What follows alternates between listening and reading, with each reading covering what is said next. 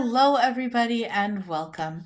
My name is Laigha, also known as the Accessible Media Maven, and here on my channel we talk about disability, chronic illness, and because you guys love it so much, Reddit. Speaking of which, there will be a new video for Illness Fakers coming out on Sunday, I think. Tomorrow I have the day off, so I'm going to be editing and also trying to research that video. We'll see how it goes. So, I wanted to talk about how I'm planning on not falling into the complete black hole that was my fall semester this year. If you don't know, I am in school. Last year I was in school full-time. This semester I'm in school part-time. And while I did manage to get 2 A's, I also spent the majority of from Thanksgiving through the New Year sick. Technically I'm still sick as I still have an antibiotic that I have to take this morning when I get done filming the video. But I want to talk about, it's quite difficult when you're autistic to stay focused and stay organized. It's a little paradoxical, I think it's with autism and ADHD both, that you like structure and routine, but sometimes it can be difficult to establish structure and routine. So what I want to do in this video is I want to go through what I tried first, second, and third semesters, why they failed, and what I'm going to be doing differently this semester. This is going to be part 1 of at least a 4 to 5 part series. Part 1 is this video. Part 2 is going to be talking about why I'm planning on limiting how much time I spend on schoolwork this semester. Part 3 is going to be me inputting things into my new organizing system, which I'll be talking about in a little bit at the end of this video. And then part 4 is going to be all about my strategies that I'm using to not end up falling into a black hole and getting sick. What you should know about me is that even though I do qualify for accommodations, I do not use accommodations. So for the first year, I had accommodations such as extended test time, no extended time on assignments, which I did use once.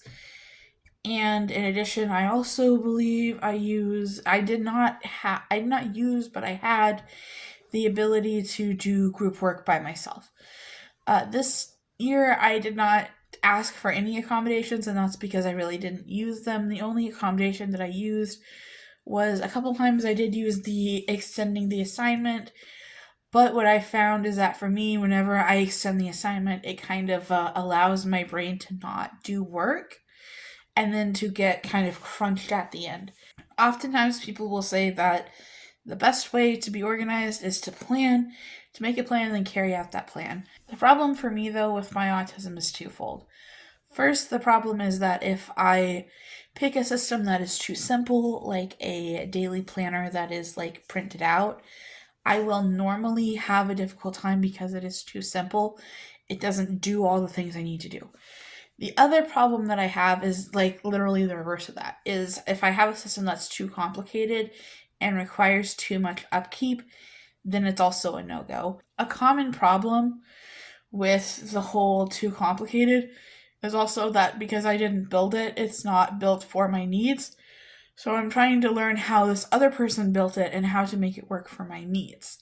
This was a big problem for me in the first semester that I was in college. So I downloaded Notion. I did all the Notion girly things of searching and finding the perfect template and putting everything in it. And to me, I thought that this was going to be great. But overall, I found that it was just too overwhelming, too inflexible, to not doing what I wanted it to. At that time, I really wasn't into or interested in building things. I didn't really know how to build things. Notion felt big and weird and intimidating. So I tried to use it, got overwhelmed, and stopped using it. That was also, interestingly enough, the only semester that I did not get straight A's. My professors have always been great about sending out reminders of when things are due, although one of my professors never really reminded us of when the, how to explain this? He never really reminded us of when certain things were due, so it was a bit of a struggle. I got through all my papers, but I didn't get through all the discussion boards, but he ended up scrapping the discussion boards both semesters that I had him, so that's that. The second semester, I was more in a routine. I was more able to rely on professors without making it obvious. My creative writing class had a very clear rhythm. My class with our advisor always has a very clear rhythm. And same thing with the professor that I had that didn't end up doing the discussion boards. I had him again also end up not doing the discussion boards. And he likewise has a very similar rhythm of you do 2 short papers, 1 long paper, and 1 group project, and that's how you're graded. The only thing that I struggled on a little bit was with Professor McClinton and his class, but I still managed to get through with an A. However, I realized that this was not going to work for my third semester. For the first semester that I was going to be a full-time worker and a part-time student, because I knew that even though I had a professor that would remind me of things, there were still assignments to get done, and I needed to have a way to track those assignments. So what I decided to do this semester was to go the opposite of Notion, to do something super easy, super low tech, and use that to get things done. And so what I did in this case, which was relatively low tech, was that I took the syllabus. So our professor, because this is an online class, and I think actually every professor is required to do this, posts an online Word document syllabus. So what I was able to do is take that Word document and turn all of the assignments into a massive checklist. And this worked somewhat well for my 8-week class and just kind of fell apart for my 16-week class. I think that the difficulty here was, like I said, that other side. Not that it's too complicated and overwhelming, but that it's too simple. For example, my professor, when we told us to read 200 pages, I know from talking to her, she did not expect us to read 200 pages. She expected us to figure it out, get the gist, and complete the assignment. But for me, it's like, okay, if I've read 30 pages and I've decided that that's all I'm going to read, is that enough? Is that enough to be able to check it off? Or should I leave it unchecked? And I think that this struggle of do I check it off or do I leave it unchecked really led to a lot of anxiety and a lot of stress, because I was always like, oh, I should be reading more. Oh, I should be doing this. Oh, I should be doing that. Anytime I wasn't working on schoolwork, I felt guilty. And the only time that I had experienced that before was when I was taking 4 classes, and one of them was an 8-week class, so it was like I was taking 5 classes. That moment of, oh, if I breathe, then I'm guilty of slacking off. And that was a big problem, and I think that it led to even more slacking off. It certainly led to me, like, kind of just crashing in October and just not being able to do anything for a month, like getting some assignments done, but that's about it. So that's what I've done for school, and it has worked, obviously, because I've gotten A's, but I've never been fully satisfied with it. And I did try Notion again. I tried Notion again over the summer, and the goal with the Notion was to help me save for my apartment. I needed to be really frugal and really on top of it to get the money for my apartment. And frankly, it worked to mixed results. So I did save up the money for my apartment. Everything went good. I moved in as scheduled. I did not have to ask my parents for any money. They did help me buy some things, like some pots and pans, because all of my kitchen stuff is still in Iowa in my storage locker. But other than that, I paid for and took care of everything, and I said that I was going to move into my apartment within 2 weeks of starting my job, and I moved into my apartment within 2 weeks of starting my job. It was good for me keeping track of my DoorDash payments, keeping track of how much money I spent, all of that. But what I found was that it was quite obsessive. It was very much like I had to log everything. If I went to McDonald's, I had to log that. If I ate at the Chinese restaurant, I had to log that. If I spent $2 to get a bag of Cheez-Its in the vending machine because I got that little bored hungry thing, I had to log that. And it was creating a lot of stress and a lot of overwhelm. And so when I didn't need to save anymore, I just kind of stopped. I was like, okay, I'm not going to use Notion. I'm pretty sure that either I deleted the Notion app when I moved in, or when I threw up on my phone and had to get a new phone, then I deleted the Notion app. Or not deleted, but rather I didn't download it again. So this led to the question of what do I do this time? I tried the super high tech Notion. I tried the super low tech uh, doing the checklist thing. And after some discussion, I decided I was going to try Notion, but with a little twist. So you see, every time that I used Notion, I had used somebody else's template, something that somebody else made, and tried to force it into what I needed it to be.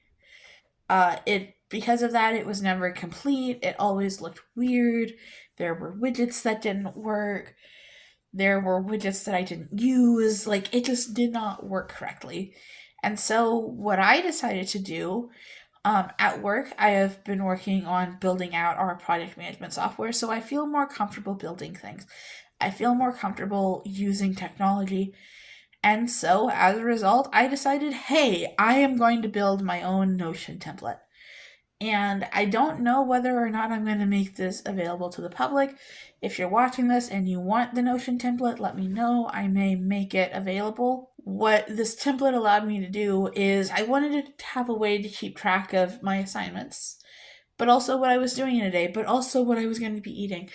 And I know this sounds quite involved, but I wanted it to be something that I could set and forget. Essentially, on Friday night, when I'm making my grocery list to go grocery shopping, I wanted to be able to sit down and write out my meals so I knew what was going on. I've been watching the time management series by Chris Croft on LinkedIn Learning, and he recommends every day writing out what you're going to do the next day, having a list of priorities, to dos, and I think there's something else. And so that's what I made. I made a little simple, with the help of some YouTube videos of learning how to do it, I made a little simple daily planner. And then I took the template that I had used for school and I basically gutted it and redesigned it to make it functional for my daily life, to make it. And I then took this along with a meal planner, along with my YouTube planner that I had, and I put all of them into my dashboard. And then my dashboard has a little bit of everything. So it has my assignments for both the day that's due the day of and the week, which I think is going to be a lot less overwhelming. It has my daily planner, it has my meal planner, all of that stuff. And even though it sounds like a lot, I feel a lot more comfortable with it. I don't feel as enslaved to it. I don't feel like, oh, if I mess up, the world's gonna fall down. I feel like, oh, this is a tool that's helpful for me planning my life. And that's really the way that I am looking at Notion, is it's not the end all be all. I've been planning my days now for a week, and if I don't do something, that's fine. I go in and readjust. If it takes longer than an hour to film YouTube videos because I decided to film two, that's okay. I go in and readjust. This has also allowed me to put some of my writing into an online format for my outlining, and I'm hoping that that's going to be quite helpful. And yeah, I think that overall this is going to be more successful. And of course, I'm going to find problems and challenges, but unlike before when the systems were rigid or when I didn't know how to fix them, I know how to fix it. I built it, I know how it works. And if it doesn't work, I know how to fix it. And I think that for me, that was really the key all along, is building something that I like, that is completely functional, that if it's not functional, I can go in and change it. I can understand why it's not functioning the way it's supposed to.